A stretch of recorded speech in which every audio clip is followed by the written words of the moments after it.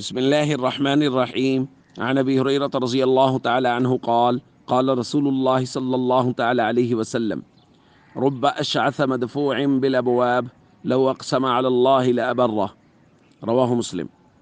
نبی کریم صلی اللہ علیہ وسلم نے ارشاد فرمایا، بہت سے بکھرے ہوئے بالوں والے، دروازوں سے ہی دھتکار دیے جانے والے لوگ اللہ رب العزت کو اس قدر محبوب ہیں کہ اگر اللہ پر وہ کسی چیز کی قسم اٹھا دیں تو اللہ ان کی قسم کو پورا کر دیتے ہیں۔ دوستو،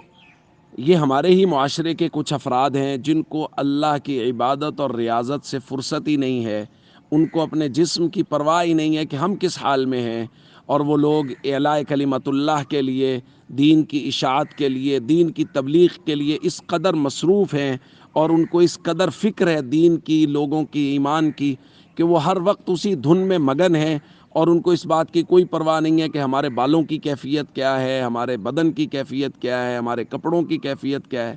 ایسے لوگ آپ کو پرانے مدارس میں، ایسے لوگ آپ کو خانقاہوں میں، نیک لوگوں کی مجالس میں مل جائیں گے جن کو اس بات کی تو پرواہ ہے کہ ہماری عبادت اور ریاضت کا کیا حال ہے، ان کو اس بات کی پرواہ ہے کہ دین کی تبلیغ کا کیا حال ہے، ان کو اس بات کی پرواہ ہے کہ اللہ کے دین کا کیا حال ہے۔ ان کو اپنے جسموں کی، اپنے بالوں کی، اپنے کپڑوں کی کوئی پرواہ نہیں۔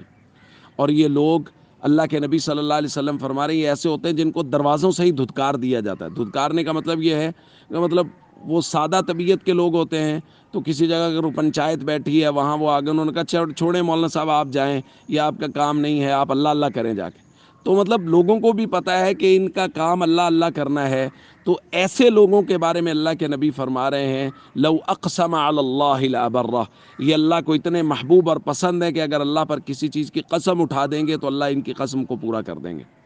اس لیے اگر ایسے لوگ ہمیں ملیں جو عبادت اور ریاضت کی وجہ سے، دین کی تبلیغ کی وجہ سے، اعلاء کلمت اللہ کی وجہ سے ان کو اپنے جسموں کی پرواہ نہیں ہے، اپنے بالوں کی پرواہ نہیں ہے، تو ان لوگوں کے پاس بیٹھیں، اپنے اور اپنے بچوں کے لیے ایسے لوگوں سے دعا کروائیں۔ السلام علیکم ورحمۃ اللہ۔